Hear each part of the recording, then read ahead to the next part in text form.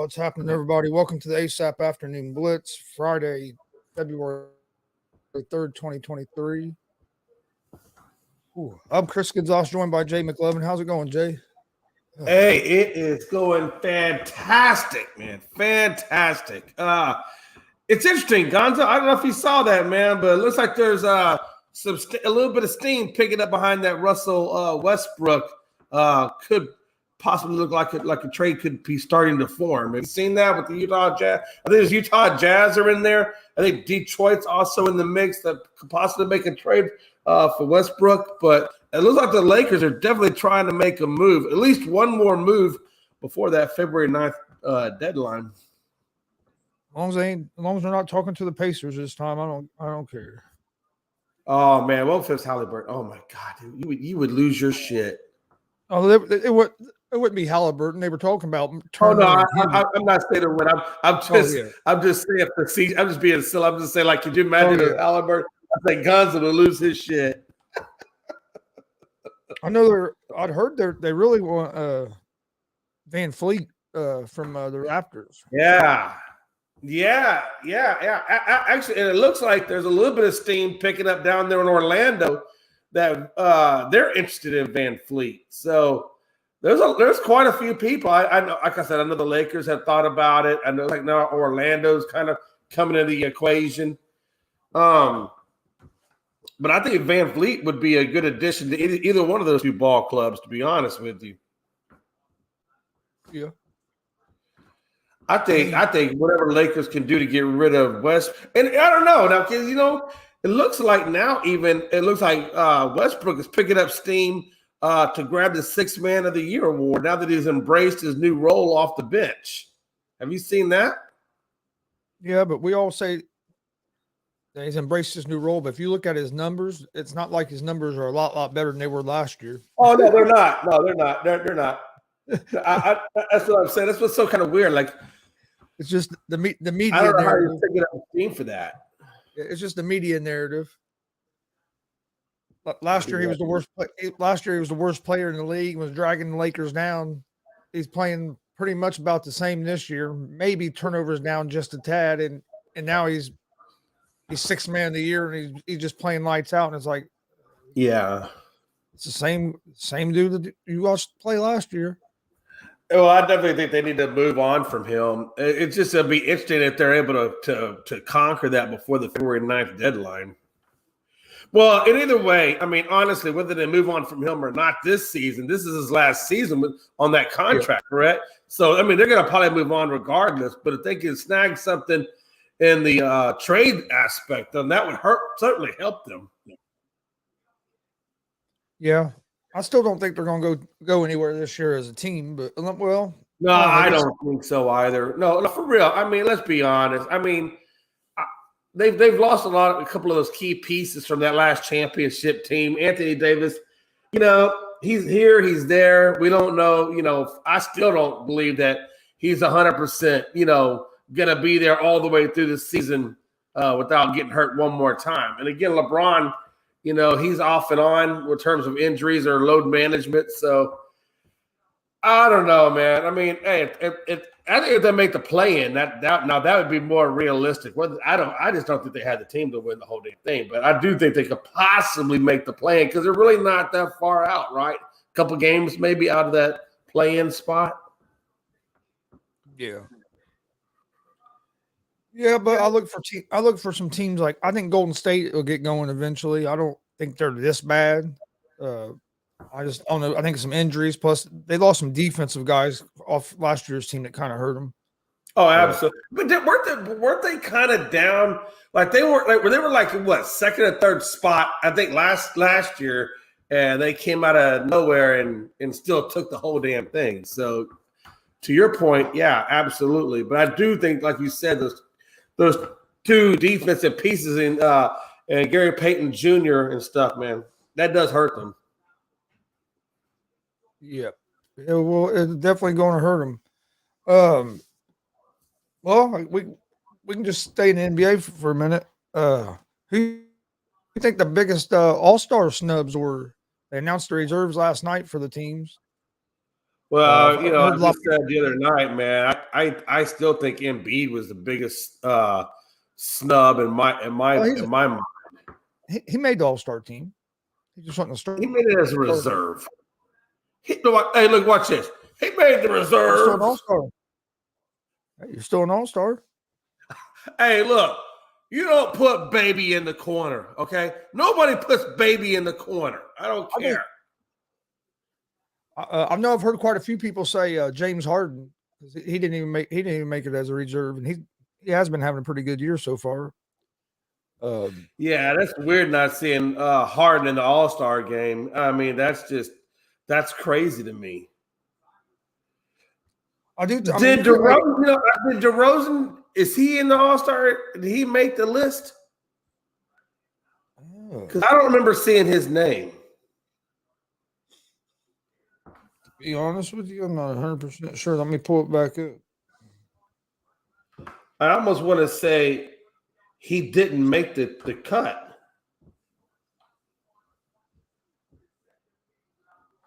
Yeah, Giannis, Durant, Irving, Mitchell, Tatum, and then Adebayo, Brown. Yeah, DeMar DeRozan. Yeah, he got in as a reserve. I was gonna say I thought he did. I couldn't remember for sure. But he's been having such a good season too, though. Yeah, but I mean, if you think about it, who in the 5 starters that you named off before that would you take out to put a DeRozan in as a starter? I mean, I know, man. That's such a hard one, right? And correct me if I'm wrong. Embiid, does he play center or does he play forward? Center. Okay. Did Anthony Edwards make it? AP was asking. I can't remember. I need to pull that back up. I did not see Anthony Edwards lit.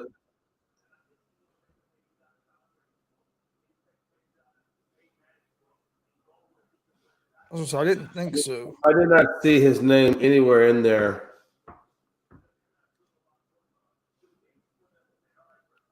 I'm pulling it back up. John Morant is a reserve. No, he's not in there. Anthony Edwards didn't make it. You know who else didn't make it was Jimmy Butler. I thought, I'm surprised he didn't make it in there. Okay, they ain't gonna let me do it that way. And of course, there's no Kawhi Leonard. And I guess that's probably because of him being injured so damn much. Yeah, in the West, you have Paul George, Gilchrist Alexander, who's been having a good year for OKC. Jaren Jackson Jr., I think he leads the league. I think he's right up there as one leading the league in blocks. Damian Lillard. Anthony Davis didn't make it. Damian Lillard's a reserve. Lauri Markkanen, John Morant, and Sabonis. See, I felt like Sabonis could have been close to a starter myself, but being that look what he's done in Sacramento, for crying out loud.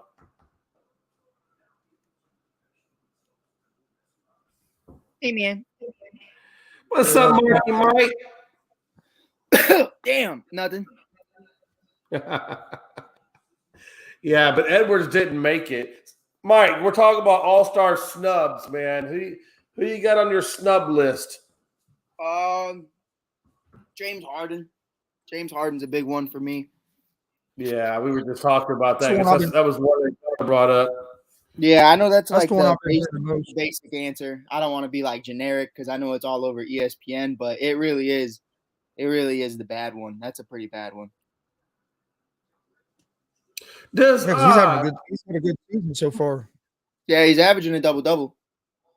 How often do rookies ever make the All-Star game, the All-Star lineup?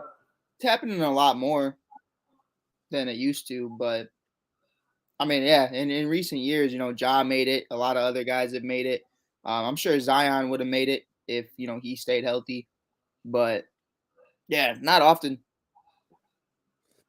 Yeah, because I thought Boncaro was has been doing a really good job out there with Orlando. He's all right. I mean, I was talking to Gonzo about it the one night.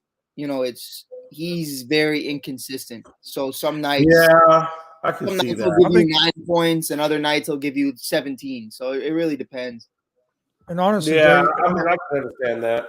honestly, Jay, I'm not saying this because he's a Pacer. I think Ben Matherin's having a better season than You Ben. know, I thought about Mathurin too. I was going to ask you about that too, Gonzo. So I'm glad you brought that up. He's in that the futures game. Yeah, usually the rookies go to the futures game. He's in the futures game. So is Nimhard from the Pacers is in the futures game. Joakim Noah's coaching the futures game. I think Banchero or Bancaro, however you pronounce his name, I think he's in the future game as well, if I remember it correctly. I'd imagine so. I like the futures game better than the All-Star game. That's just me. Yeah, I think them young guys play a little harder. Yeah, I mean, but it gives you a really good sense to see up and coming stars that you don't always see on a daily basis. You know, so it gives you like a really good sense of familiarity. You know, for the next crop of guys coming up, right? Which is I like to see that. The futures is it for like rookies and second year players? Pretty much. That's what I thought. I thought it was pretty much rookie and second year players. Like I remember when there were Luca, and Trey were all in the futures game together, and that was probably my favorite futures game that we've seen. Zion, there's some hell of a good players to be in a futures game. Anthony Edwards was there. I mean, there's a bunch of dudes. Hey, kind of staying in the WNBA, NBA realm, man, Mike. Yeah, you were right, man. I seen the last of your players out of the sky have left, man. It's rough out there in Chicago. Yeah, I mean, it's what happens.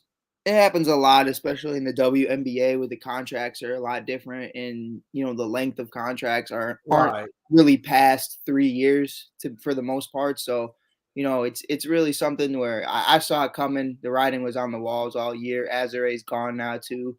Allie's taking the year off. Sloot teamed up with Brianna, and obviously Candace is doing her little KD stint. But it's something.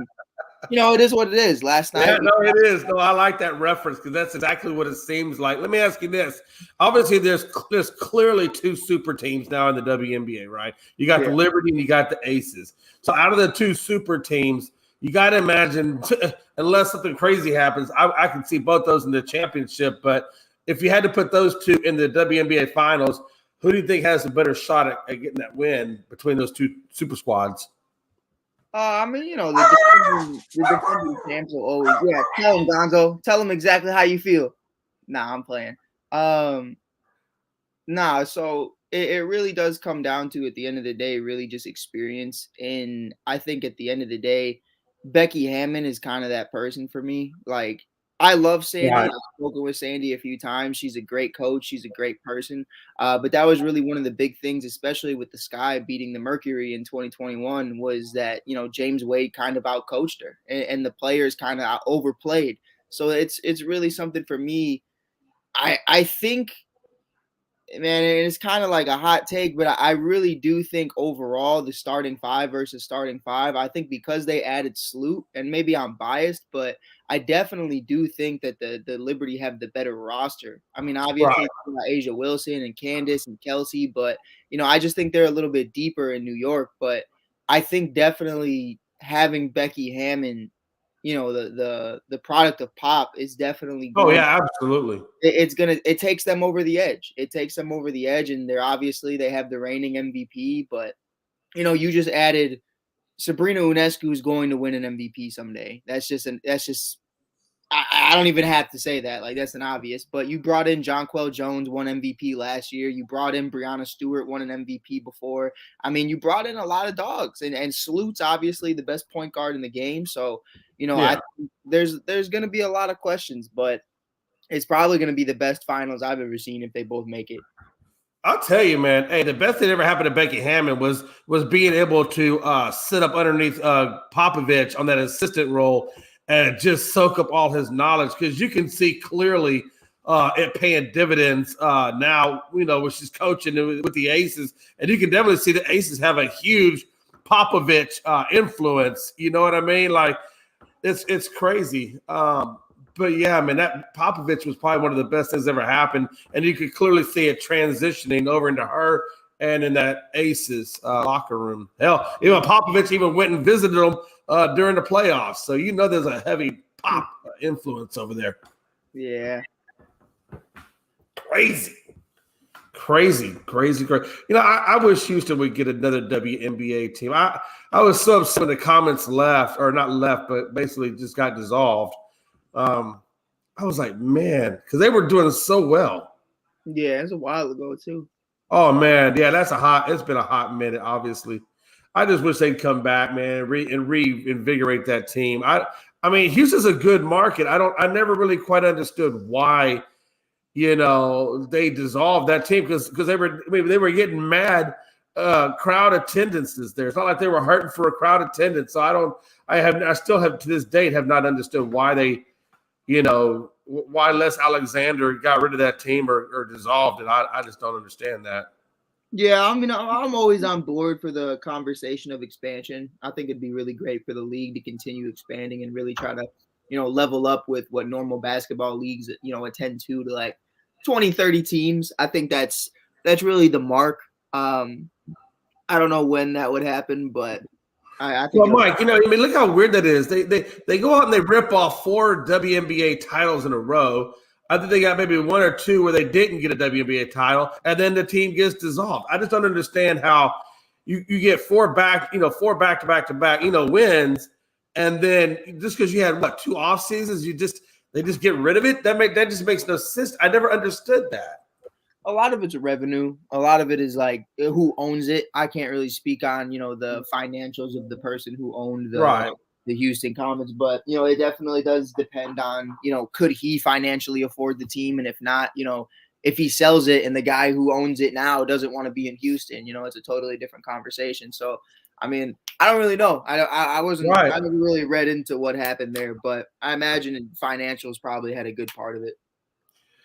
Yeah, that's Mike, crazy. Let me ask you this, Mike, because you covered the WNBA last year. What do you think they need to do besides expansion to help grow the league and to get more fans to come to games? You just got to give a fuck. I mean, that's really. It's not hard. It's really not hard to expand your brand. Like, I have guys who, buddies of mine who really don't care about women's sports or really women in general, just because they're not great guys. You know what I mean? But it's a conversation to where when I first started doing, the WNBA reporting, a lot of people made fun of it. A lot of people didn't rock with it. But, the more people watched it, the more it grew on people, the more you saw my face every day talking to people. A lot of my buddies who used to not really rock with it tell me now that they actually watch a couple games here and there of this guy. And I think my point in saying that is bringing in people who are going to make people fans, having people who you can get back on. If you had a JJ Redick calling these games, if you had a Magic Johnson, or like you look right now on TNT, you have Shaq, Kenny, Charles Barkley, all these guys, it's bringing in attention. It's making people want to watch it. I think they definitely can bring in more, NBA guys, more WNBA legends, Amaya Moore, Cynthia Fowles, all these other people, Elisa Leslie. I got to meet her at the Big 3 with Ice Cube over the summer. And I mean, she's just coaching for the Big 3. So I'm sure she'd love an opportunity to be in the booth. It's definitely something, you really got to make it fun. You got to make it more than basketball. Cause like you look at basketball in the Bill Russell days and the Kareems and the Wilt Chamberlains, and it was strictly just basketball. There really was no market for these guys. Like Wilt's out here scoring 100 points and you only read about it in a fucking newspaper. Like that's really what it was. But if that happened today, it would be all over social media. Oh yeah, it'd be horrible. It'd be crazy. It would be crazy. There'd be guys like us on social media having episodes about it, on all these other different things, on Unscripted, on Gonzo's show, on all these different things. And that's just 2 shows, but there'd be millions of them. So with social media and everything today, they really, I feel like, can do. I'm not saying they're doing them a disservice, but they can do so much better from a broadcasting standpoint and just from getting people interested. And I think that's really what you just need to crack down on, is making it fun, like making people interested in actually tuning in to watch, to hear people say things. I mean, I see a lot of the time, and it's kind of a shot at myself. Like I see guys like myself kind of covering the WNBA, and I was like, listen, if you had, some WNBA legends or some NBA legends covering this game, I'm sure they'd rather listen to them than me. Well, that's the thing, though, too, right? I feel like the NBA has just done a terrible job at marketing the WNBA. Like me and Gonzo were saying, like, whenever the WNBA finals are going on, hell, you don't even really hear about it. Nobody makes a big deal. I don't see nothing on TV or anything like that. Ads, whatever, promoted. The promotions of the WNBA, in my opinion, is just terrible. I think that's something they got to do a better job of. It's, like you said, how do you get women involved if you're not promoting it and gearing the promotions towards women to get them involved? And I think until the WNBA, and the NBA as a whole can figure that whole promotional thing out and the better way to promote them, it is going to be tough to grow. Right. But I also believe, it's, and I mean this, I'm going to dance around it because I don't want somebody to clip me saying the wrong thing. But it's not really the NBA's job to market them. Like, they don't own the WNBA. Like, the owners of the WNBA, I'm being very careful here. The owners of the WNBA, the people who created this brand, cannot look at men and cannot look at other leagues like the NFL and the NBA and the MLB to kind of, hey, we want your fans, help us bring them in. Like, there's definitely a level of support. Like, hey, we'd like you guys to come to more games. Like, I love for the Mercury, Chris Paul, Devin Booker, all those guys go. Javante Green and a bunch of other individuals on the Bulls are always at Sky games. I know Patrick Williams is very huge on going to Sky games. I see him all the time. Darren Waller in the NFL, and that's awesome.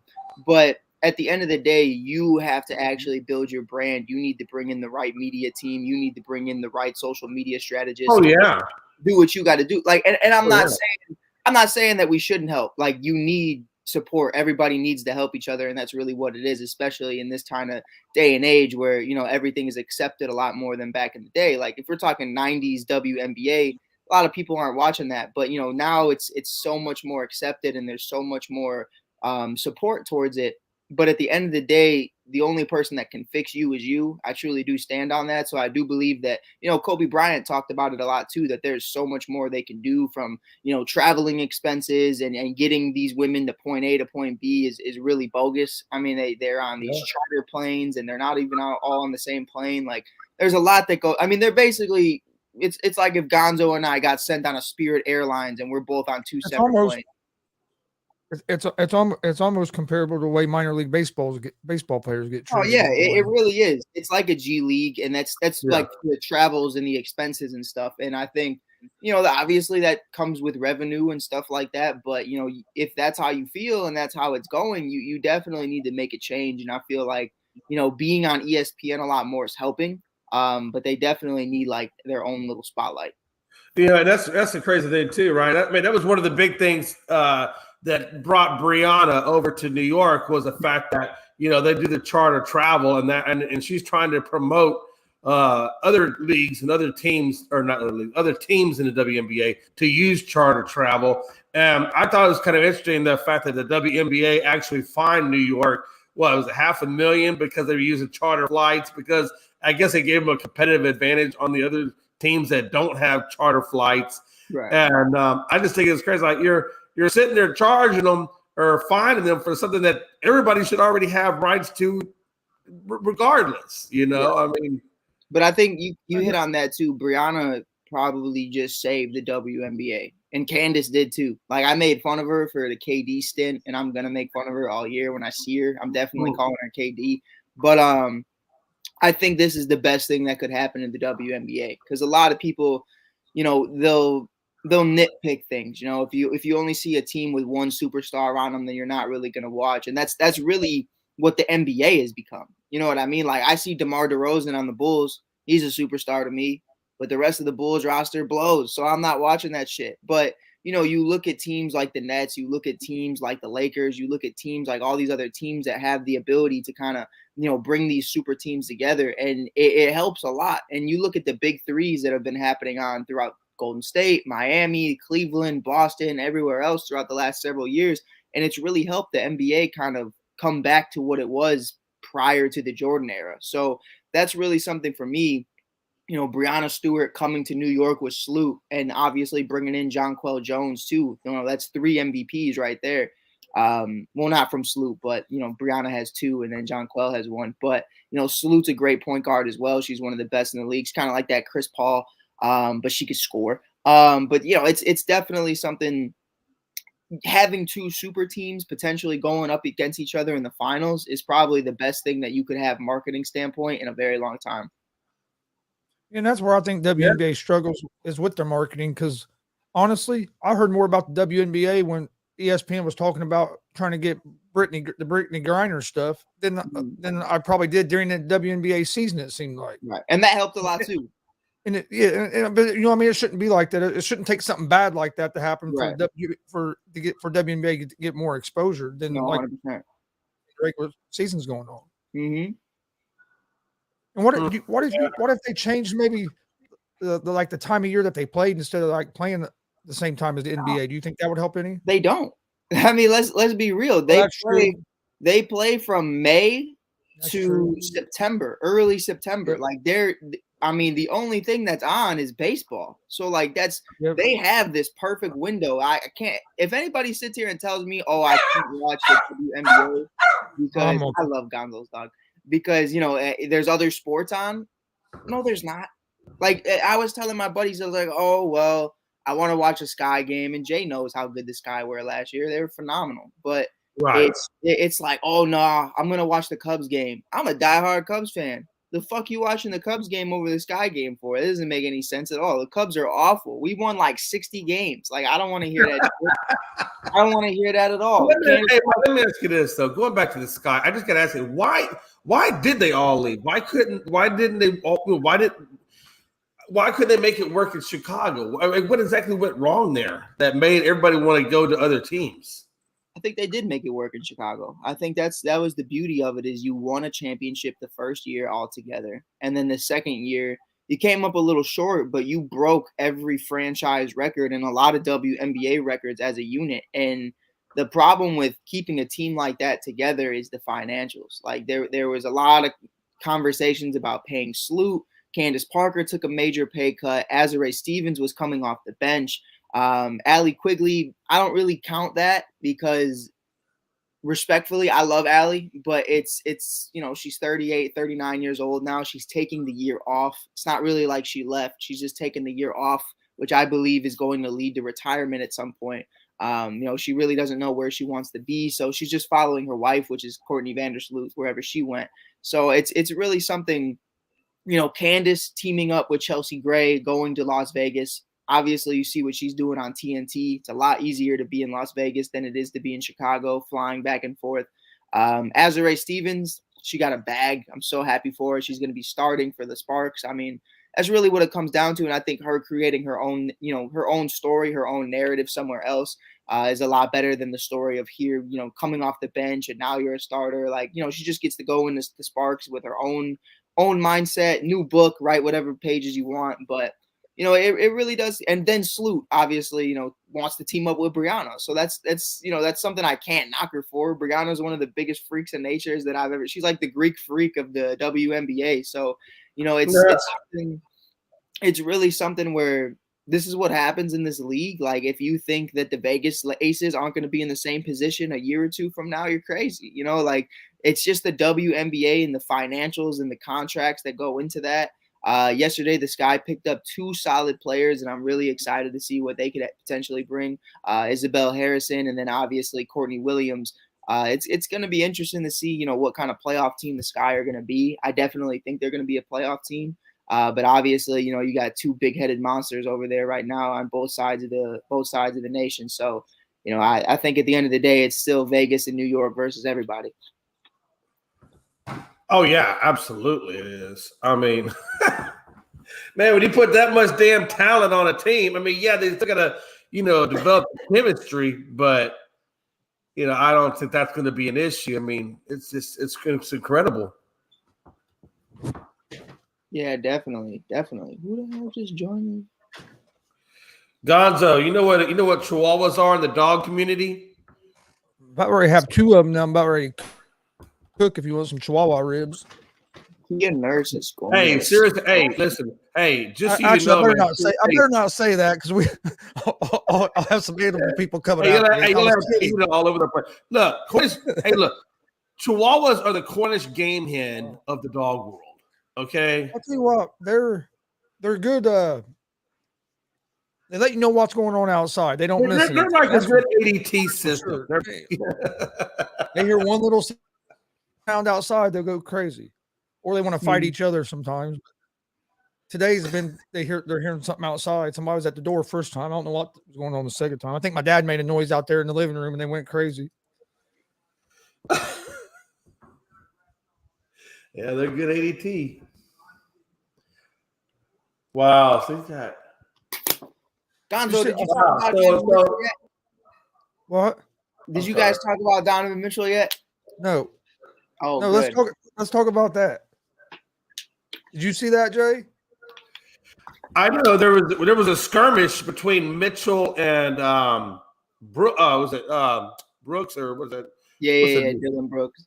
Yeah, I know there was a skirmish. I didn't actually see it. I just kind of saw it in some of the headlines. What actually happened with that? Yeah, man, it was just a weird situation, honestly. It was just Dylan Brooks. Dylan Brooks is Dylan Brooks. This is his second or third fight in the last month. One was with Shannon Sharp. Like, I don't like Dylan Brooks is just, and I'll say it with my chest. And I said yesterday, I told Gonzo, I don't care if I lose opportunities or sponsorships. Like, Dylan Brooks is the biggest bitch in the NBA, and I don't care how anybody feels about it. Like, there's levels to it. I believe Patrick Beverly plays his role very well of the villain. I believe, guys like that are really good at playing that role. Draymond Green, right? But I genuinely believe that Dylan Brooks thinks he's the shit. And I genuinely believe that Dylan Brooks thinks he's like an all-star and thinks that Memphis is so much better than they are, even though they've lost 7 of their last 8. And, ever since he tried to fight Shannon Sharp, he just completely fucked the chemistry of this team. And, it's something for me. Dylan's weird. If you like Dylan Brooks, you're weird. Like, I can't rock with you. I can't trust you. Like, you're not invited to the cookout. You're not invited to my shindig. You're not invited to shit. Like, you will not meet my mom. Like, like, you're a weird guy. Like, if my girl told me right now she bought a Dylan Brooks jersey, I'd break up with her. I'm not even kidding with you. Like, that's just what it is. So, wow. Donovan Mitchell went out there and said publicly, like, I've been busting his ass for years. Like, that's something for me that's so real. Like, obviously something's not right with Donovan Mitchell right now. He came back from injury. He scored, somebody can correct me if I'm wrong, but I think it was 11 points the first game, 16 the second, and then I think he had like 6 last night, but he got ejected. But yeah, obviously Don's having a slow start back. He's got the assists going. He's doing a good job from, just being a playmaker, but Darius Garland's been covering for him, and Dylan Brooks is obviously, Jay knows how it goes. Like, he's talking shit. He's talking shit because he got 6 points. And you know what? Rightfully so. But I saw Dylan put his hands on him, and that's where shit changed. And Donovan just knocked him on his ass. And, it was crazy to me to see Dylan react like that and not get reprimanded more by the league, because this is like your 3rd or 4th fight so far. I remember Isaiah Stewart. God forbid Isaiah Stewart put his hands on LeBron James for 2.5 seconds, because then he was hell. I don't know how many games. 2.5 seconds.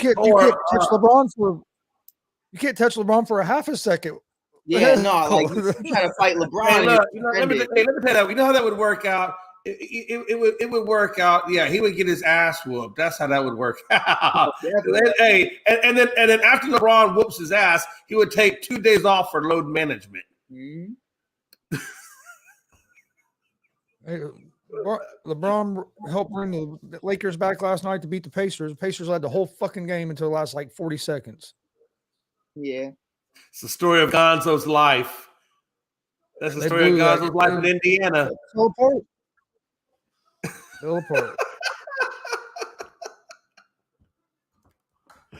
Man, hey, look, but at the end of the day, though, man, I do think Donovan's going to get back on track, at some point. He's going to get back on track, and I think Cleveland is going to continue to pick up where they left off, before he actually went on the IR. So, but that Cleveland, let me ask you this, man. Hey, how do you see Cleveland stacking up against the rest of the East? I mean, are they legit title contenders? You know what I'm saying? Like, I mean, I think they could be if Donovan Mitchell gets back to playing like he was earlier in the season, because they're one of the better defensive teams in the league. They're great at home. They have been struggling on the road a little bit, but at home they're real good. I think maybe the Celtics. The Celtics have been looking awful good to me, but I think Right. I think the Cavs could have a chance to come out of the East. I think they can compete with about anybody in the East when they're healthy. But like Mike said, you got to get Donovan Mitchell has to get back in the swing of things, which I think he will coming back. Hell yeah. What do you think, Mike? You think the Cavs could come out of the East? I already have them coming out of the East. I said that before the season started. I also said Donovan Mitchell was going to win MVP, though. I'm just bitter. I'm bitter. So you think that? Look, given how well Boston Celtics are playing right now, they are playing well, man. I mean, we all saw what they did to Brooklyn a couple of nights back. You think that Cleveland can keep up with them? Yeah, I do. I genuinely. I mean, at the end of the day, what it comes down to is Frankie, but Frankie always got some off the wall shit. Looking at Marcus Smart, looking what happened to Robert Williams. There's so many different injuries right now that you could look at, and I think the big thing for me is consistency. And I love Jason Tatum. I'm a big Jason Tatum fan. But when the back's against the wall, especially during the finals, it's kind of like, where the fuck is Jason Tatum? The only one that I can really rely on that entire squad is Jaylen Brown. I do believe that they've been getting out-coached a lot this year, and a big part of that is because, somebody couldn't keep their hands to themselves during the off season, and that's definitely, it's a part of life. You can't predict that your head coach is going to get fired, but it's something that definitely matters when you look into the roles of this. And right now, the coach of the Cleveland Cavaliers is really solid. I think one of the big ones that I've mentioned to Gonzo is the smaller name guys that you really look at, the Ricky Rubios, the Isaac Okuros, the Kevin Loves. I really think that their bench unit is solid and it's pretty great. So I think that's really what takes them over the top for me. Jared Allen, Darius Garland, Evan Mobley, Donovan Mitchell. I think they have all the people to be able to do what they want to do. So I really do love them. Again, I'm very biased. I've been a Donovan Mitchell fan since, the early days, but, it's something that I think for him, you don't have an excuse not to ball out in the playoffs. And I really want to see him healthy to be able to do that, because when you're stuck with Rudy Gobert, I mean, how many times did we see Jay McLovin making fun of the Utah Jazz because the Rockets beat him or somebody else beat him because Rudy's out here putting up 9 points? And it's like, bro, like, you have all the opportunities now to be great. So I think it's going to be dope. Frankie, don't play with me. Is that true? I haven't seen that yet, but Frankie, don't. Hey, but you know what? If he did do that, would it surprise anybody? It wouldn't surprise me if he. I don't think he'd be traded. I think you could request a trade. I don't think he'd be traded. Yeah. You can't with KD out and Ben Simmons still playing like shit. You can't trade him. Also, I'd be very upset because I bought me and my girl tickets. They play the Bulls on the 24th. So Kyrie, you shut your damn mouth if that's legit. I just bought don't tell me I just paid $170 to see Ben fucking Simmons. I'll lose my shit. Hey, let me ask you this. $170, to see a Chicago Bull game. Like, how good are the seats or is it like medium? Bro. Frankie said it. Did you see what he sent in the afternoon chat, Mike? Is that what you're looking at? Wojnarowski. Is that how you spell Wojnarowski? Frankie, I don't believe it. Yeah, I don't know. Dude, it is real. Fuck! Oh my god. Oh. Hey, if you want Bulls tickets for February 24th, I'll give them to you right now for the free. Come get them. Wow, bro. Hey, Mike, you should say, hey, look, I paid $170. Kyrie not going to be there. Can we take about $60 off that, and I'll just give you $110? Wow, yo, literally. Why is he requesting a trade when Brooklyn is doing so well? Is it just Kyrie's? Is it just in Kyrie's nature to cause drama? Is that just what he does? Wow, bro. Wow, bro. I'm sorry, Jay. What would you say? Nah, you good. You good. I was just wondering if why would he be requesting a trade when they're doing so well? He don't fuck with him. I think that's just what it is, point blank. I think, Anthony Price said it, and I don't think that's entirely all of it, but I think it's a big part of it is Kyrie wants to win a championship, and Kyrie understands that he wants to win a championship. And I think looking at KD's health the last couple of years is kind of like on and off. I think what really did it was the Boston game. The Boston game definitely pissed Kyrie off.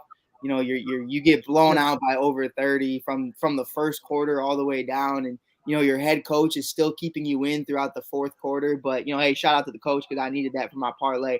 But I think the big one, Jay, is Ben Simmons.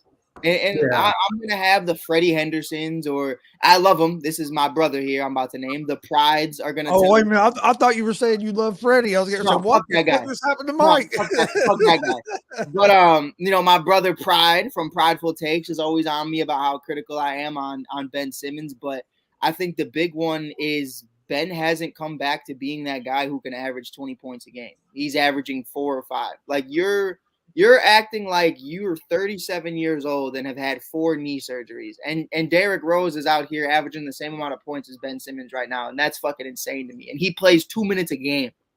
2 minutes a game. Yeah, we actually just talked about that the other day about Ben Simmons a little bit. Yeah. I was talking to my son yesterday about it, like I was telling him, he's afraid to attack the rim anymore because he don't want to go to the free throw line. So now all he wants to do is basically try to play defense. And with Durant out, they need you to do more than just rebound the ball and play defense. You got to be that playmaker you was at the first 3 or 4 seasons of his career. He used to be one of the better players in the league at getting to the rim. 100%. And now he won't even try to get to the rim. I think he should go to Dallas. Hey, listen, we do not want Kyrie in Houston. Okay, we do not. I didn't say Houston. I said Dallas. No.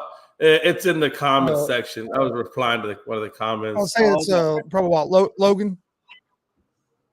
It's on the unscripted YouTube. Yeah, that's Logan. Yeah, Logan. Hey, don't be putting that ugliness out there. We don't need all the drama that Kyrie would bring. We're doing okay with our rebuild. Leave it alone. But honestly, do you think they're going to trade him before the 9th? Because like on that, it said that he wanted traded before the 9th, or he was going to leave in July in free agency. Well, leave him fucking free agency then. If I'm the Nets. Nah, I'd still want to get something for Kyrie. That's true too, but man, you don't have very much time. Hey, Logan called it right there on spot. We are tanking for Victor, baby. We are tanking for Victor. Gonzo, I wonder what the money line would be on the Rockets getting Victor Wembanyama. You guys are going to lose all these games and end up with like the worst. Hey! Just because you keep trying to win. We are not speaking that into existence, okay, Gonzo? And I need you to get on my page, okay? Damn. Frankie said it's not Houston not wanting him. He don't want to go to Houston.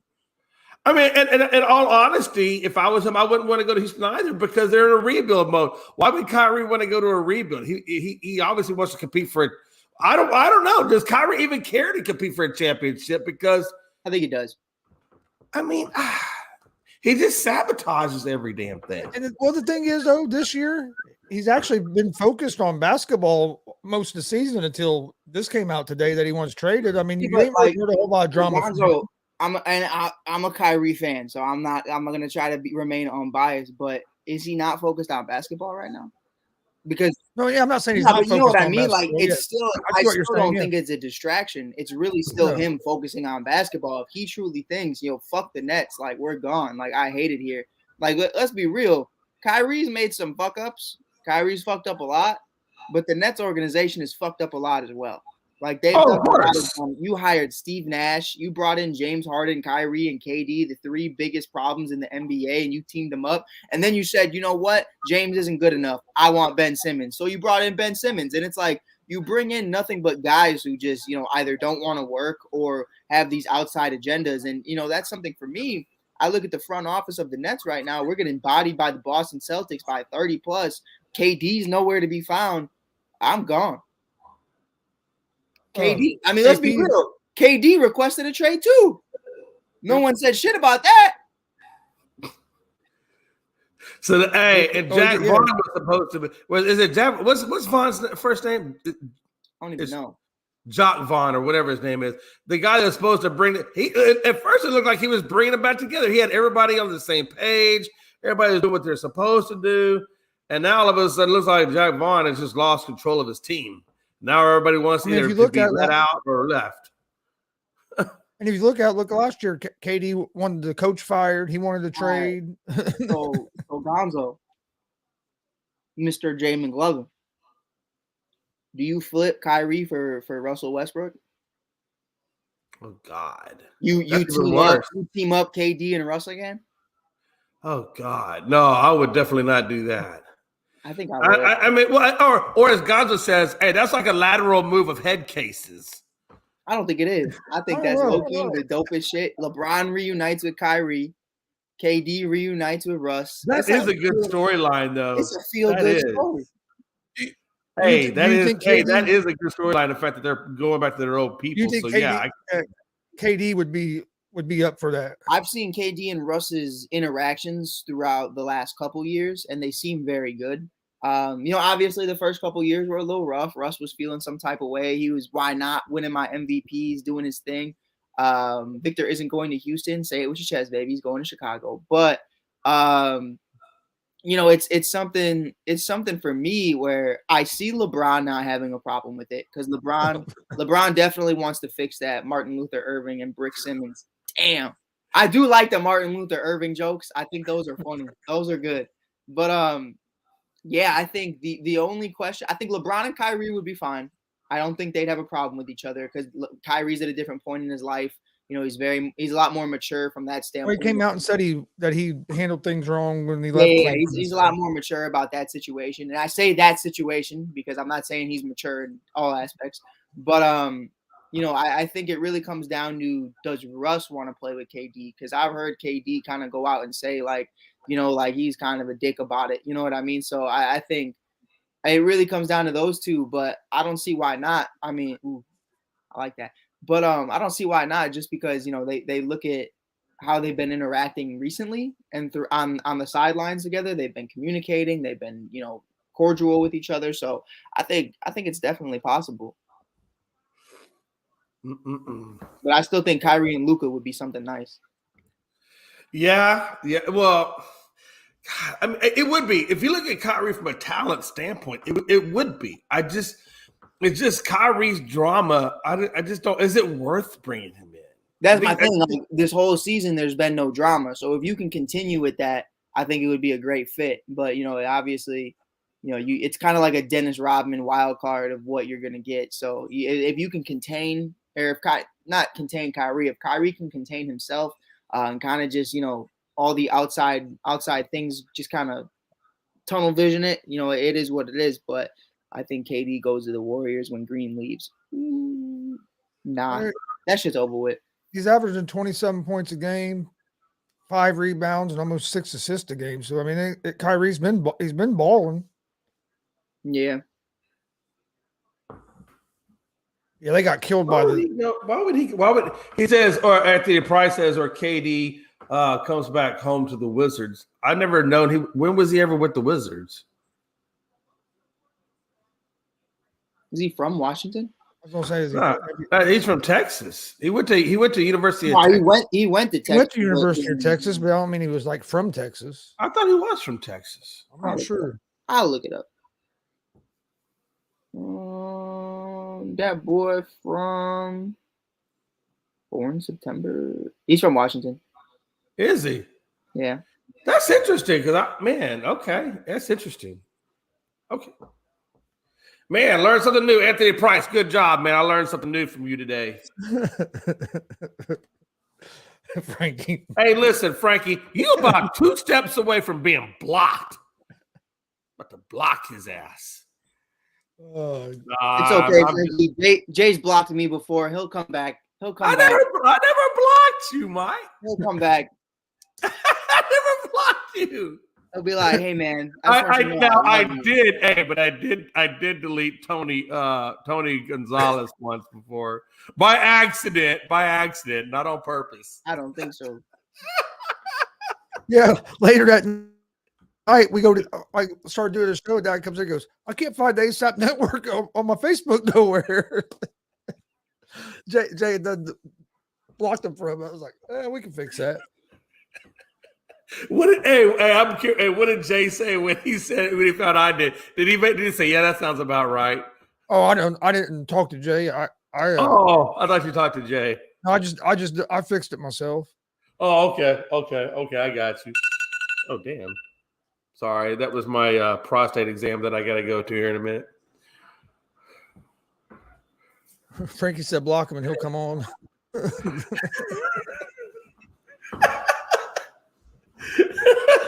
I'm just kidding, Frankie. I wouldn't do that to you. Besides, maybe like you said, the Mavs or the Lakers, is there any other spots that you think would be a realistic spot that Irving could go to? Orlando. I like Orlando. Ooh. I like the young pieces Orlando has. Paolo, obviously, a bunch of other guys. I think what they really need is a veteran point guard who really understands the game and really that consistent number one scorer. Because Paolo I'm not gonna say it's unfair, but it's crazy to me to think that they don't have a lot of veterans on this team to really kind of help groom Paolo. Like I love that Zion went to New Orleans because he had Lonzo and Ingram and Valanciunas and Steven Adams and all these other guys. Ja is one of those guys who kind of built that on his own, but he still had a couple other guys. Mike, if Kyrie and KD leaves, do you think Ben Simmons will step up on the Nets? No. I think Ben Simmons is Ben Simmons at the end of the day. I do think there will be a time when Ben Simmons starts hooping again. I don't think that's an out-of-pocket thing to say. I think one day he'll decide he wants to start playing basketball from a scoring perspective again. But it really just comes down to what Ben wants to do. But I don't see it happening anytime soon. How did he get? What do you think mentally broke him so bad where he's turned into the player he's turned into? Is it partly Philadelphia or is it just all on Ben? I think Ben. Ben's been like that way overseas. Ben was like that at LSU. Ben was like that in Philly towards the end. Ben's like that now. Like at the end of the day, bro, like you've been in 5-6 different places. If you've been with 5 different girls and every single one of them said you were a toxic person, like at some point, bro, it's you. It's not everybody else's fault to why you're the way you are. Like you kind of got to acknowledge that as a person, and you got to realize like, hey, I have some things I need to figure out because you can't just go around life, especially only being like 24, 25. I'm 22. I don't know who I'm talking to, but it really is for me something like you just got to be observant of yourself. Like you're a baby. I am 22. I wish I could go back to being 22. God, I'd do anything to go back to being 22. Gonzo, you know how great 22 was back in the day, man? Jeez. God. It'd be all right to go back. I can tell you, Mike, embrace that youth while you have it. Especially if I knew what I knew now, if I had the knowledge I've had, bro, hey, 40 years old and could go back to 22, yeah, it'd be all right. Mike, you better embrace that 22 because I'm telling you, it goes fast. One day you wake up, you're 40, and you're like, shit. There you go. Yeah, that's pretty much how it works. Hey, that's how it was for me, man. I think my 30s kind of flew by, my 40s kind of flew by. Mine was more 50. Mine was more. My son was like 2 years old, and I blink, and he's 23. That's what it felt like. Wow, yeah, it's definitely official. Once it just now hit ESPN that, requesting a trade. Wow. Yeah, it was official before it hit ESPN. Oh yeah, I know. I would say, well, yeah. Once I saw that Shams had it, I knew it was official then. Yeah, and Woj is real good too. He usually don't put out a whole lot of stuff that's not. I just think it's nuts, man. Your team is sitting there. You're in what, 4th place, and you're asking to be traded from a 4th place team. And all honesty, they probably could be higher than that once Durant came back. What the hell, man? Yeah. Oh, when they around number 2 or so before Durant got. They were, at one point they were number 2 before Durant went out. Yeah. But they're only 5.5 games out of first. I mean, you bring back Durant, you hit one of those hot streaks, you could easily make that up. Yeah, 100%. 100%. Like I said, whoever he goes, and again, I mean, February 9th is not that far away. That's only what? That's like a week, right? It's like 6 days. 6 days away. So he ain't going. I don't know. I don't think he's going nowhere. I don't think he goes. I don't think there's enough time to really make. I mean, they could make it if they really wanted to, but I don't think it happens. I think they were playing very well.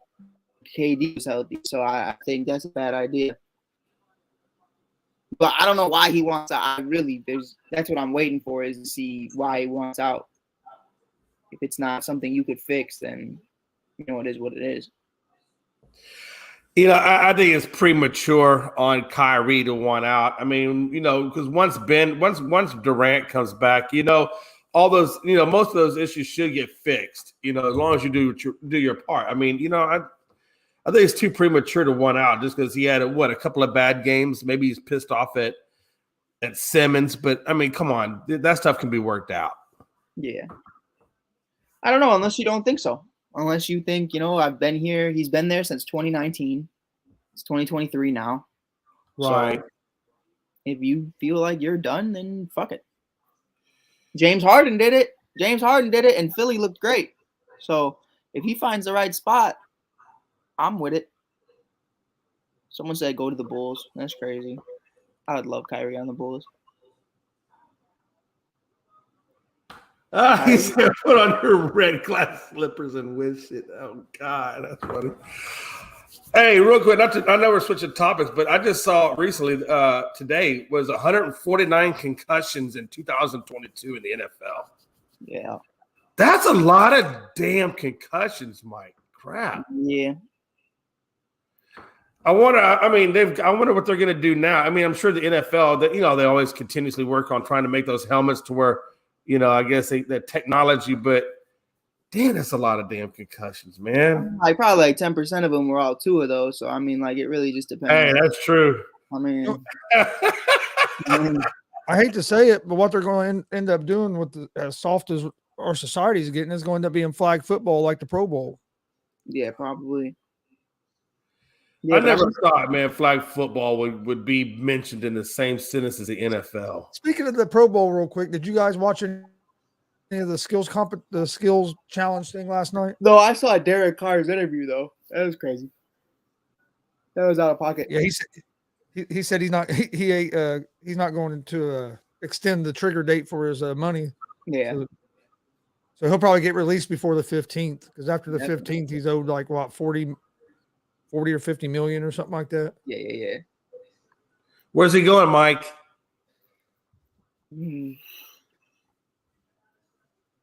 I don't know, really.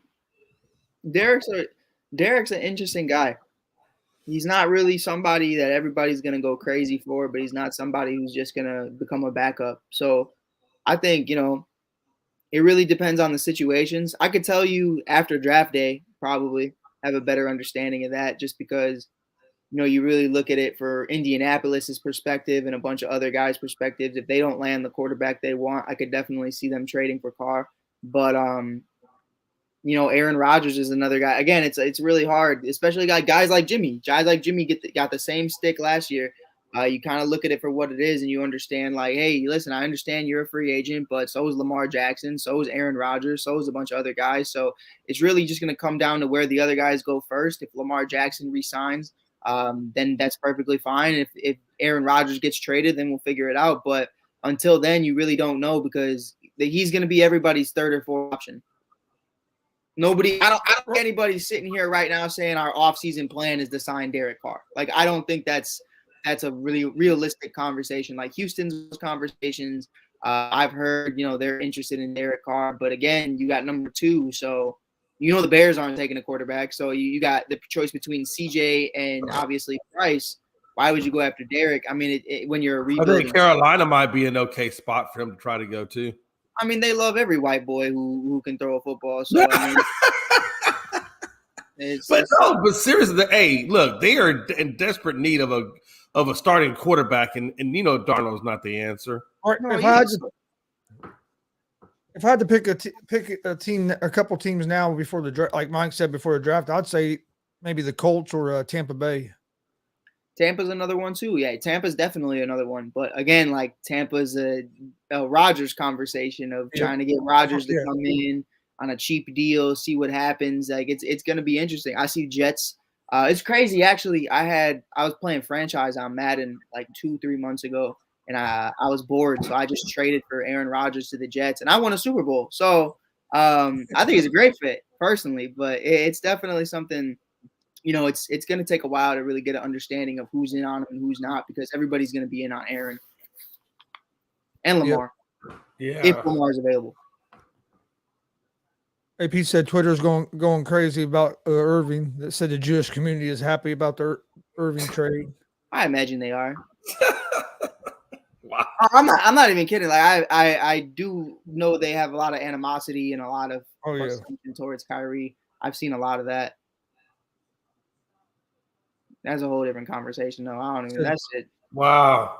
Ravens said they're going to tag Lamar. I've thought, yeah, they already did. Thought they were going to tag him since the beginning. Yeah, I mean it makes sense from a financial. As soon as they brought Roquan Smith in, that told me they were going to tag him, because I knew they wouldn't bring in Roquan Smith in as a 6 or 7 game rental. Right, they're not going to. Did they put the exclusive tag on him, or? Oh, I'm sure they will.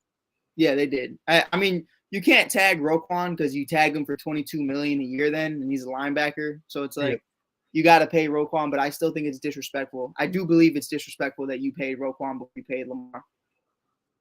That's just not.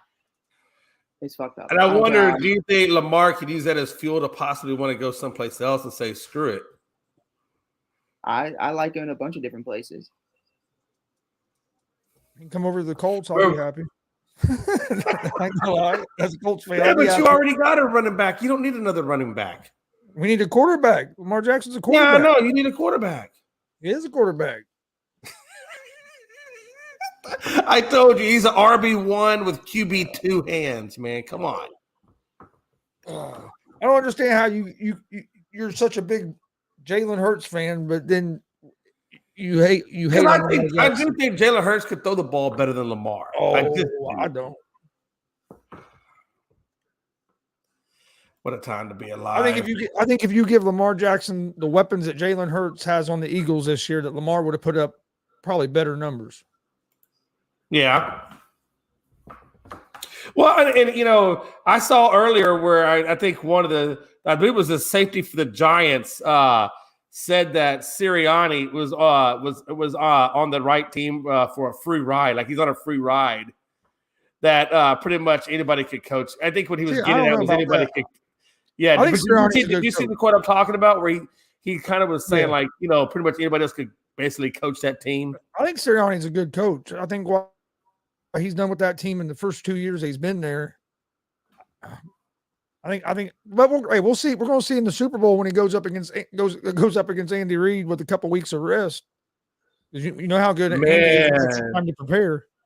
So, and we'll see how a young coach like Sirianni has his team prepared in the Super Bowl. I mean, I'm not saying it's going to happen, but look what happened to Sean McVay, his first Super Bowl when he played against Bill Belichick. Yeah, that's true, though. He just got majorly out-coached, and the Rams couldn't do anything. I'm not saying that's what's going to happen this year, but, you know, I mean, we've seen it happen before. You know, I don't like this whole 2 week. You know, we're getting ready to go into the weekend, and I have zero NFL to look forward to. Zero football this weekend. Well, I guess I'm gonna have to watch basketball. I guess basketball will be up on my TV. Then I'll be catching up on my NBA action. Hey, but yeah, you get bored. You can always watch pro wrestling on the GonzoSportsRoom channel. Hey, listen. I like that wrestling too, man. I do. And there's also Saturday night. I'm not gonna get to watch it Saturday because I'll be doing a wrestling show. But NXT has their kind of like a pay-per-view. It's their live premium thing. It's on Peacock. Oh, okay, nice. I'll probably catch that then. Called really likes that wrestling. She watched some of that Royal Rumble the other night. She likes that wrestling. She says she tells me, she said, Jay, that's just a male soap opera. Yeah, it basically is.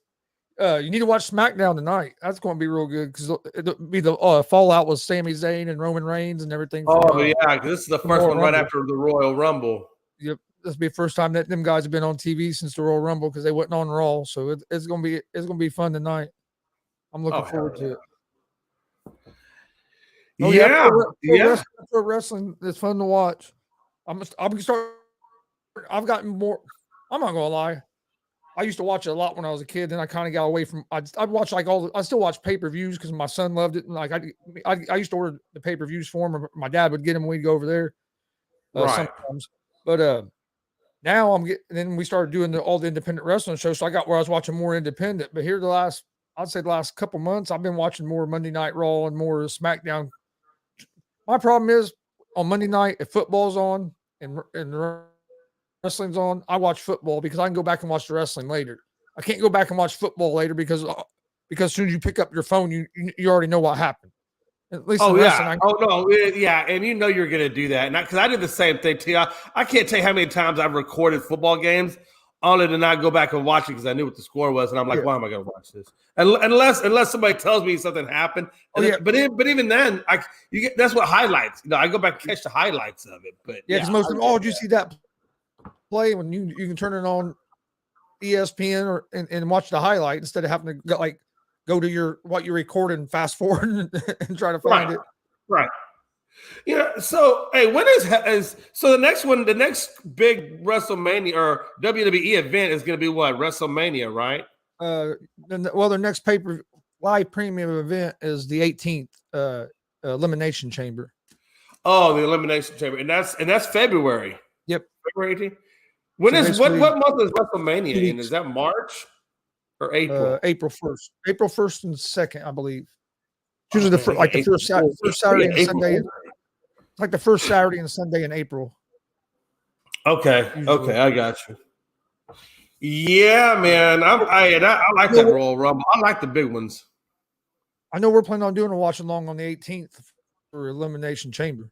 So if we want to do it all together, we'll do the same thing, just like we did last time. Yeah. Yeah, I thought April 1st and 2nd. Frankie confirmed. Is it April Fool's Day on April 1st? Yep. Yeah, that's interesting. Okay.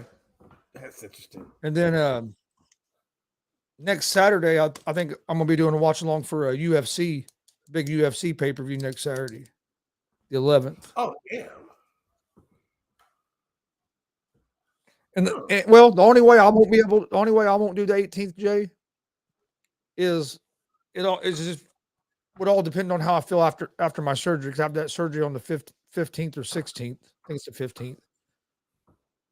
So I think I have surgery that Wednesday. I would imagine you'd probably be feeling a little rough. You might be on some good pain medication. By Saturday, I think I should be. I'm hoping I'll at least be able to sit up here in my chair and do the do that wrestling pay-per-view. Hey, I was thinking about going to do an independent wrestling show, but me and Dad decided that wasn't the best idea. Have to drive an hour and a half right after having a couple days after having back surgery. Oh, hell no. No, dude, you wouldn't even make it the first hour, man. You'll start hurting like a son of a bitch. I wouldn't do that to you. That's why we're going to stay home, and then if I feel up to it, we'll do the Elimination Chamber is what our plan is. Yeah, you're better off just staying home, relaxing, and recuperating, and then if you want to do Elimination Chamber, that's fine. Stop me. All right, Frankie, I'll stop being a little bit. Man, hey, at least Frankie's spreading. Hey, at least he's spreading it around. He was coming down pretty hard on me, so now you're getting some of it. That's good. Damn it. Oh, Devin Booker, man. I'm taking it a little easy on you today because I was pretty hard on you yesterday. Yeah, man, you were killing me yesterday. I was like, you know what, man? I don't know what got into Gonzo, but he just turned into a white version of Frankie. White version. You just kept saying things that walked. It just set it up perfect. I'm like, man, I have to. What a douchebags.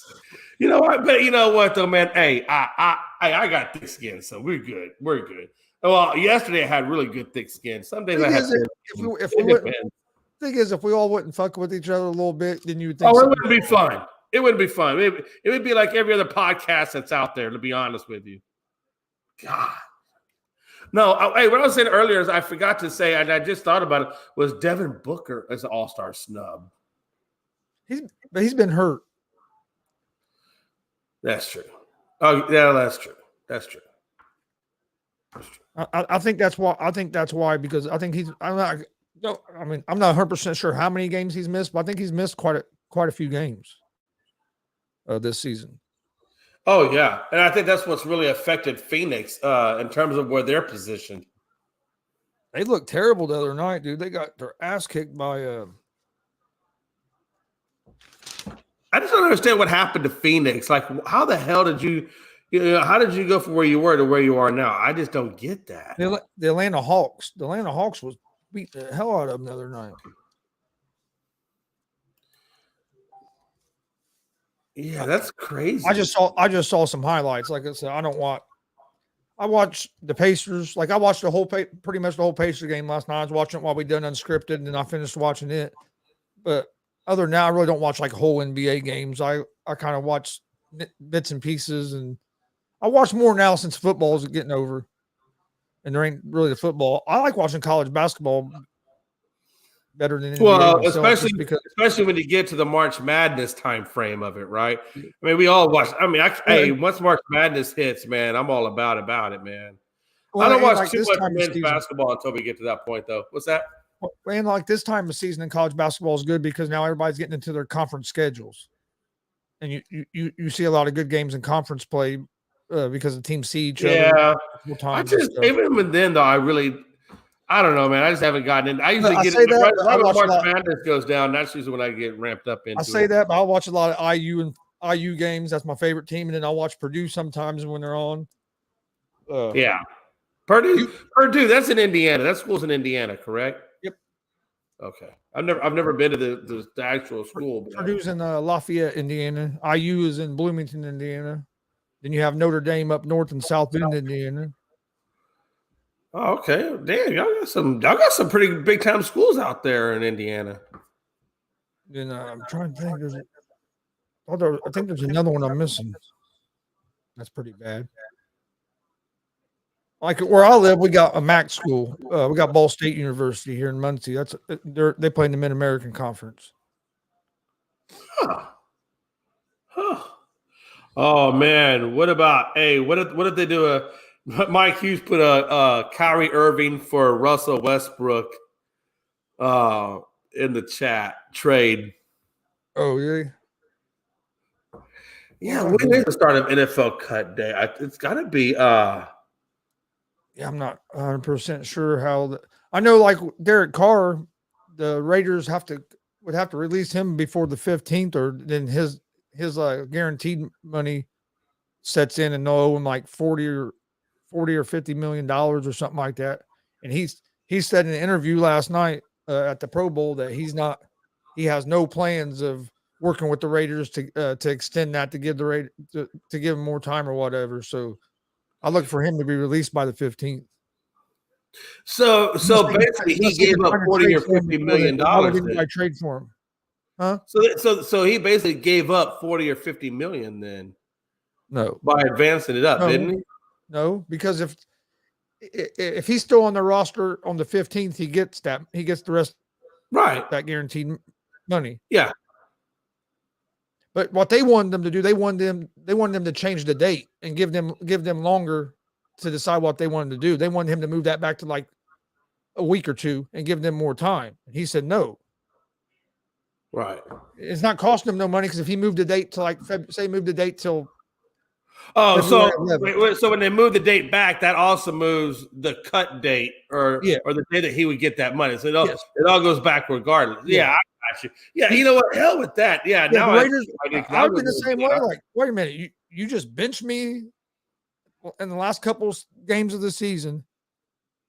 Basically sent me home, and now you want me to work with you and help you out? Like, no, fuck you. Either give me my money or let me go and play somewhere else. Pretty much. I mean, I'd be the same way. No, I'd be the same way. Look, you're going to string me along. But I think the Raiders are in a tough situation because who's going to trade for him? Who's going to trade for him if they know you're going to release him here within a couple of weeks? I'm going to wait for him to get released and then work on a contract with him. Of course. That's what everybody's going to do. Why would you give up something if you don't have to? That's but then again, they can't talk to Derek Carr either, so they have to wait till he gets released before they can start talking to him. But see, I think that's where the Raiders messed up. I understand you didn't want to play him the last couple of games because you planned on trying to get rid of him, so you didn't want him to get hurt. But when you done that, you basically told everybody that. I mean, why was anybody going to trade for him? Because they knew if you don't trade him, you're going to release him. Right. Yeah, I wouldn't have committed to telling anybody anything like that. I'd have played him last couple games of the season, and then when the offseason came, you could make it known a little bit that you're up for trade talks, and then see what happens. Instead of just you made it flat, pretty much cut and dry. That hey, we're either going to release them or trade them. Well, people are going to wait for you to release them because then they don't have to give up nothing.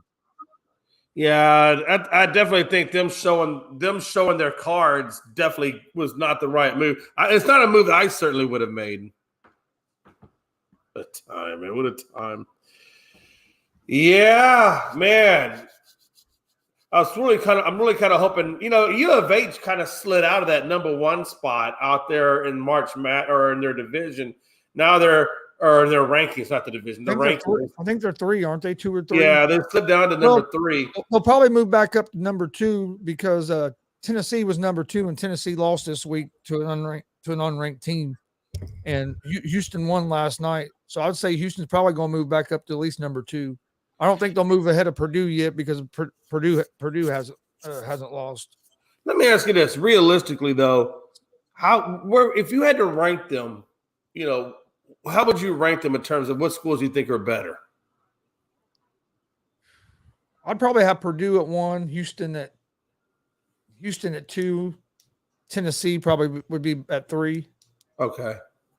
And I'm not 100% sure what other teams are up there. Like I said, I haven't watched. I watch a lot of IU and I watch some Purdue. Do you think? I'm not a Purdue fan, but the only reason I put Purdue at number 1 is they got that guy that's like 7'3" or whatever, that Edey, and he's just been dominating.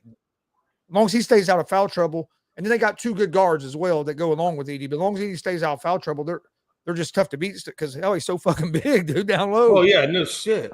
I mean, like, how do you put Purdue compared if Purdue had to play Houston, do you think Purdue's the better team? Right. From what I've seen of them right now, I would say yes, but I think it'd be a real close game. I'd say that Purdue's a little better, but I think they're pretty even. Yeah. Yeah, that was even Sasser or Stresser. If they played like 10 times, it'd probably be like 5-5 or maybe 6-4 or something like that. I think it'd be pretty even the split you would get if they played like 10 times. Man, I tell you what, I can't wait till March Madness starts, though, man. It's going to be a lot of fun, man. There's a lot of really, good teams in there. I'm surprised Texas is still doing as well as they're doing, considering that their coach just got fired for all that craziness that he went through. So I think it was domestic violence, if I'm not mistaken.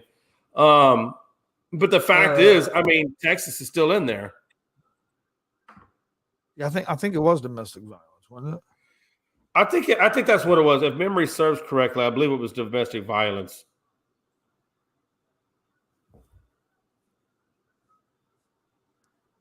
Yeah, I'm ready for March Madness. I'll tell you what else I'm ready for. March Madness, the NCAA wrestling tournament, national championships. That's what it's called. It's March Madness, and I'm ready for it too. It's always fun to watch. It's from Thursday to Saturday, and it's awesome, dude. Especially, if you're a big wrestling fan. But I'd recommend anybody to watch it. You watch, especially the finals. You watch the finals Saturday night, national championship matches. Oh man, it's awesome. It's. And when does the XFL? Does the XFL start this month or next month? February 23rd. Yeah, so we're really not that far off from getting back into football again. I'm glad you mentioned that. I need to join the Stat Guys League. He never sent me the link to it. Did he send you the link? He sent a text, like a group text, not in Messenger, just in regular text. I don't think I like ever 4 or 5 got that. I'll have to get him to resend it to me because I never got that text.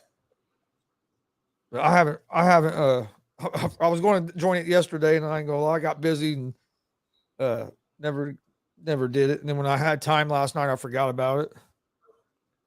Oh, look at that! I did get it. I just didn't click on it. Okay, fuck it. I guess I'll be doing the same thing as you are. Like I said, I don't know your phone number, so I didn't know if you was in there or not. But I knew it was like 5 or 6 different numbers. Well, he said it to me privately, but yeah. When is the draft? Ooh, I don't know. Let me look it up real quick.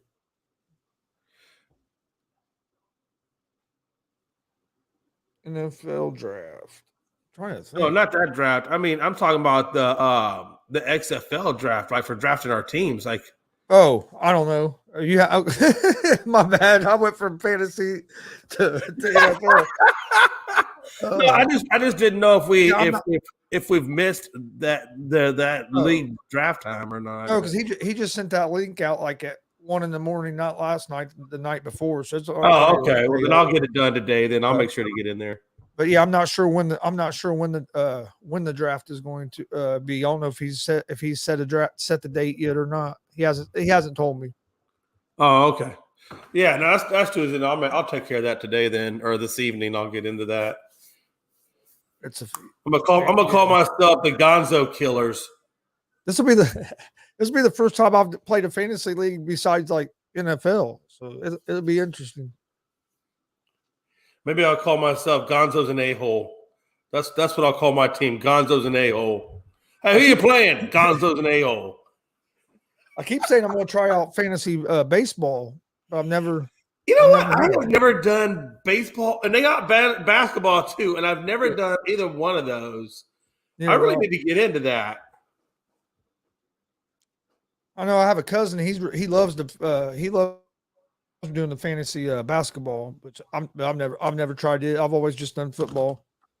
Yeah, I'll tell you, man, that's 82 games. I mean, that's a long season for fantasy. Hell, baseball at 162 games is a long time to play fantasy too. I mean, that's a long commitment. I mean, with football, you only got to do 18 weeks and you're good. But that's a long time. 162 games. Yeah. Oh yeah. But no, yeah, I love doing the football. Yeah, I'll have to do that. I don't want him to think I was blowing him off. But anyway, yeah, man. I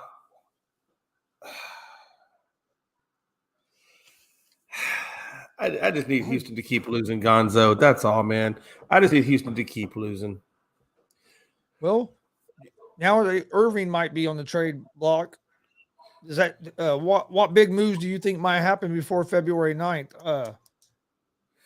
Man, so you got what? You got Onabui, he's out there. You got, like you said, Kyrie's out there. Then you got who's the other one that's out there? Gonzo? Van Fleet off the Raptors. Yeah, from what I heard yesterday, it sounds like the Raptors are, even if they don't get rid of Van Fleet this year or Anunoby, it sounds like in the offseason that they're at the point where they're going to start basically blowing it up and rebuilding. I mean, that's what it seems like they're doing. If you're getting rid of those two guys, that puts you in rebuild pretty much. And if you're Siakam, however you say his last name, what are you thinking if you're him? Are they going to try to trade him, or is he going to stay with the team? Because he's not no young pup. No, that's true. But yeah, I forget who I was listening to yesterday, but they were saying that even if they weren't able to work out a deal for like Van Fleet or Anunoby this year, that they thought they're going to blow that team up in the offseason anyway. So I guess they're trying to go ahead and get a start on it now. But I don't understand that because of the team out there. Well, they've been struggling this year. Well, a little bit. They're 23-30 on the season this year, but some injuries have hurt them. But I think they're getting to the point where they're cap strapped, kind of like the Lakers got. I think they've gotten to that point and now you got Anunoby going to want he's going to want a contract, and you're getting to where you got to pay some of these guys. I don't think they really have the money to do it. Yeah, I mean, it's Toronto, man. I don't know what kind of market Toronto has. I've never been to Toronto or know too much even really I about think it's Toronto. a pretty big market because Toronto's a big city, and that's right. ain't like they're competing against any other NBA teams in that market. I think that's a matter of fact. I think that's the only NBA. Outside of hockey, I think NBA is the only one that's in Canada. Correct? Like No, NFL Major doesn't League have Baseball. it. Baseball doesn't have it. Baseball does. Blue Jays. I forget about the Blue Jays sometimes. I'm sorry, my bad. NBA used to have 2 teams in Canada because they used to have the one in Vancouver. I'm surprised football doesn't have, or NFL hasn't gone to Canada. Because the Grizzlies was originally in Canada. Vancouver. Yep. Yeah, they were in Vancouver Grizzlies. I remember that. And then they moved down to Memphis. Yep. I wonder if there's an NFL team ever going to go to Canada. I mean, why have we not explored going that direction as well?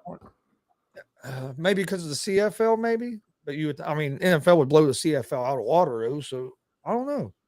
You might see it though, since you're starting to see if you don't get a team over there, you might see games played over there, like you're starting to see in London and right. Well, I just think it's kind of funny there, when they had NFL Europe and how the NFL has tried to really do things over in Europe, but yet we got Canada right up north and we haven't even explored that territory at all. Rockets are 13-38. Are they going to beat the Raptors tonight, Jay? That's my question. Man, you know what? They have a good chance of beating them. I hope they do. I just want them to get guys. Why is it so hard, man? Damn. They have the Raptors as 8-point favorites. Is what Vegas. That's what the line is. It looks like Jalen Smith didn't play last night. I don't know if he'll play tonight. Jalen Green didn't play last night either. Did they play last night? They were on the injury report yesterday, I should say, because I don't think they played last night. I think they played the night before, but they were on the injury report yesterday. Yeah. Man, so we're at 0.255 on the percent, and Detroit's at 0.250. On what? Percent to get the number one pick? No, just a percent of their winning percentage in the standings. Oh, yeah. I'm like, so we're 0.005 ahead of Detroit. Come on, Detroit. Start winning, damn it. I think Detroit might win tonight. Well, hey, let me ask you this. So if 14% is a chance that you have at first place, what is the percentage at second place? Oh, I'm not sure, man. That whole system's so jacked up, I'd have to look it up again because I can't remember what it is for a second. I was going to say, just go back to like the NFL. Worst team picks first. They're just trying to stop teams from tanking. Is what they're trying to do. They're not stopping teams from tanking. Teams are still look at the Rockets. You can't tell me we're not. No, I'm kidding. Oh no, I'm not saying it stopped it, but that's what their intent was. That's a good question, Nate. Gonzo? I'm gonna let you go first. I'm gonna let you take the first one on that. Who do you have making the finals? Man, I'm gonna go the Boston Celtics against the Denver Nuggets. Yeah, I'm gonna stay with the Denver Nuggets there. I again, these are as long as they stay healthy, right? I mean, because Denver's had issues staying healthy, but as long as Denver can stay healthy, then I'm gonna go with Denver on that side of the ball. I think if Milwaukee could pull off that trade for Jay Crowder, or even if he could pull off a trade for Eric Gordon from the Rockets, I think Milwaukee comes out of the East. I know they offered Ibaka. I'm trying to remember. It was like 3 or 4 players or something that they offered for Crowder. Ibaka was in it. I can't remember off the top of my head the other players. I have to look it up. I saw it last night. So they have Milwaukee is trying to get Crowder. They've been talking about that. I think Milwaukee grabs Crowder. Yeah, I think if Milwaukee grabs Crowder and he brings that junkyard style of play, and a great defensive style of play, which is what they need when they lost PJ Tucker. I put Milwaukee right in there. I think it's good. So I guess to answer that question, Milwaukee and Denver is who I got in the finals. The only reason I took the Nets over, or not the Nets, excuse me, the Celtics over Milwaukee is because Chris Middleton and Holiday have to stay healthy. And for some reason, it seems like they have trouble staying on the court, especially Middleton. No, you're absolutely right. They really miss Middleton. You're right. I think they might have made I think they would have made the finals last year if Middleton wouldn't have been out. Oh, absolutely. That's what I was saying. I felt like when they lost Middleton, I felt like that was, that's what took them out of it. So yeah, I agree with you 100%. That's the only reason I lean toward the Celtics a little more. The Celtics' biggest problem this year has been keeping Marcus Smart healthy, and which is a big deal for them. And Milwaukee is doing pretty good right now. They're on a 6-game win streak currently, and I know Boston's doing well too. They're on a 2-game win streak. So the Bucks were getting beat last night by the Clippers, and then came back. Yeah, they were down double digits. I think Giannis had what 52, 53 points in that game. I was thinking 53. And, I was thinking 53. Let me double tap, but I was thinking the Bucks pissed me off because I took the Bucks to win. I took against the spread. I needed the Bucks to win by more than 4 points, and they won by a point. Yeah. I thought I had it in here. But I guess I didn't. Let's see. Who they play last night? You said they played the Clippers, right? Yep, they played the Clippers. Yeah, 54. Giannis had 54 points. Yeah, I knew it was right around there because I saw some of the highlights last night. Well, Giannis has been throwing up some numbers, man. If you look at he's quietly maybe the MVP. He isn't getting a lot of attention of it because everybody's talking about of course Luka and Joker, but and everybody's talking about LeBron getting ready to break the scoring record. But if you look at his numbers he's been putting up, he has to be in that conversation for MVP. So what is it? He's averaging 30. He's making a good and that's the thing, right? The big three are all making cases. Because it's like what, 37 points? Yeah. 12 or 13 rebounds and like 5 assists that he's averaging right now. I don't think it was 37. I think it's actually 31, believe it or not. Okay, it might have been 31. I thought for some reason I saw 37, but it might have been 31, but still 32.3. Okay. He's 32. So we'll say 32. We'll round down. So his line is 32, 12, and 5. That's pretty damn good. No, it's great. Like I said, I think Luka is averaging 33, 8, and 8.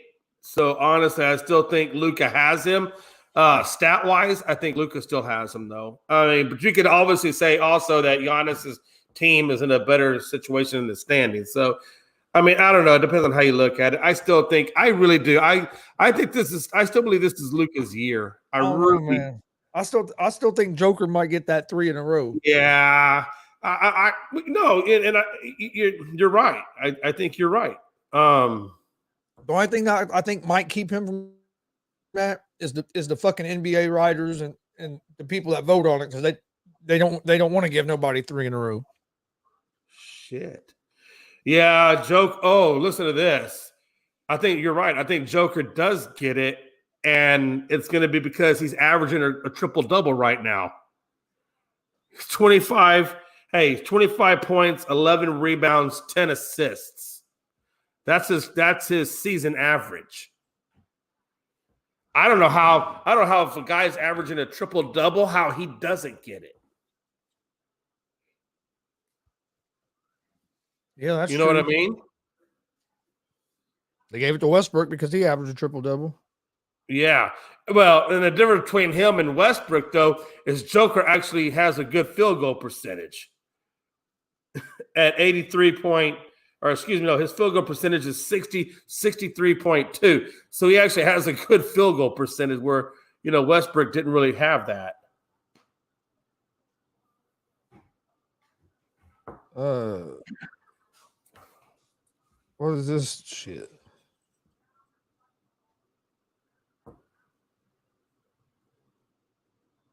Oh, okay. My bad. I was I like how you go off on your tangents. What the hell is this shit? My bad. Never mind. no, I got sent some stuff and I was trying to figure out what was going on. I got added to a new chat group. Man, how many chat groups we in, man? I swear it's like a billion chat groups. Oh fuck, dude.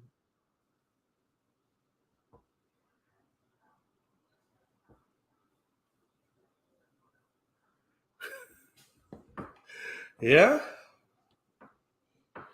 Yeah, this one's about WNBA. Oh, okay. Okay. Is that oh, so it's a WNBA chat group? Well, it's a ASAP chat group, but it's the WNBA Oh, that's what's up. Okay. Okay. because I'm working on getting those credentials for the Fever. So Yeah, that's one of the things. Like when I moved to Houston, if I want to do WNBA, I'd have to go to Dallas. That's what sucks. if everything goes right, I'll actually get to do like what Mike did last year. I was supposed to do it last year, and of course, some shit So you'd be happened with doing it for Freddie. the Fever. Yeah, the shit happened with Freddie and kind of fucked me over on that. I don't remember if you probably remember that story, but so this year, if everything goes right, it's looking like I'll be able to get because I'll be able to get in Indiana, which would be pretty cool to be able to cover the Fever because that could always open doors for Pacers and other things down the road. Oh hell yeah! I mean, look, man, you should be able to get those credentials. I'm sure they're going to get you squared away on that, and they're going to have a good time doing that, man. I got Jay Ness and Mike Hughes are helping me out getting them, so I think we'll get them, and then hell, it's only like about 45-minute drive from 45-minute 50-minute. You do that anyway when you do your wrestling shows, huh? I said you kind of drive that distance anyway when you do your wrestling shows. Yeah. So I'm looking forward to it. It should be fun.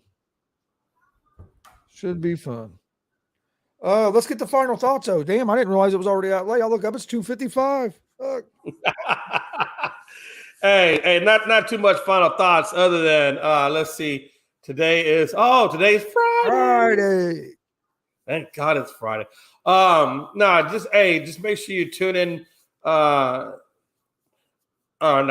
tune in, but just check us out on Twitter, Unscripted at Twitter, Unscripted Guys on Twitter, all one word, and Unscripted Sports on TikTok, all one word. And that's it, man. Good show, Gonzo. All I got for final thoughts is let me pull something up here. Please hit that subscribe button on YouTube and like and follow on Facebook and Twitch at GonzoSportsRoom, at Unscripted, and at the ASAP All Sports All Plays Network. We'd appreciate that. Also, join me about 10 minutes or so, maybe 15, 10 to 15 minutes. We'll be live for Easy Money, a sports betting show. We'll give out our picks for today's games. Maybe even talk about a little bit of the games over the weekends. Still don't have no football, so it's going to mainly be NBA, college basketball, NHL, hockey. Well, NHL I don't think has anything going on because All-Star games tomorrow. So today will be a lot of basketball. And then tonight, 11 p.m. Eastern. Don't miss Gonzo's GSR Gonzo Sports Room. We'll talk NBA trade deadline. Talk some Super Bowl. Forget what else I had wrote down. I made a thumbnail. There's some other things on there. We'll talk WWE SmackDown. Kind of recap that as well. So join us tonight, 11 p.m. Eastern for GSR Gonzo Sports Room.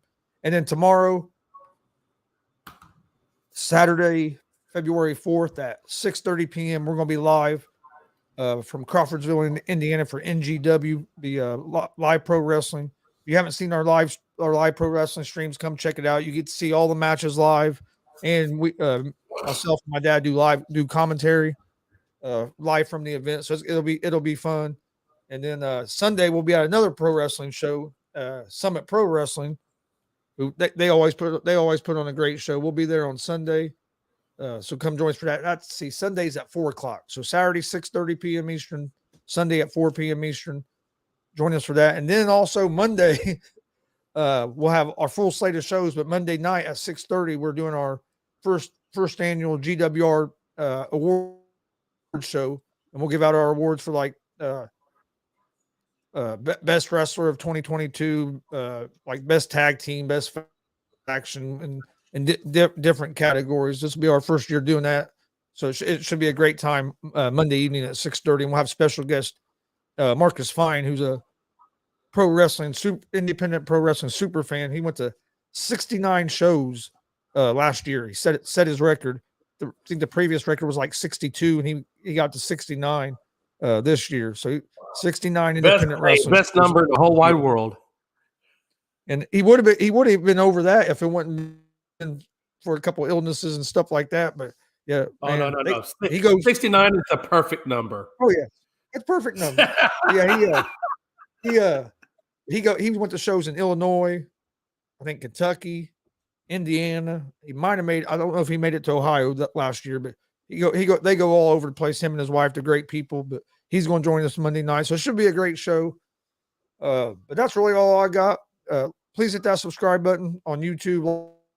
Like and follow Facebook, Twitch, Twitter, Instagram, all at GonzoSportsRoom, All Sports All Plays Network, and also unscripted guys on Twitter, but Facebook and YouTube is just unscripted.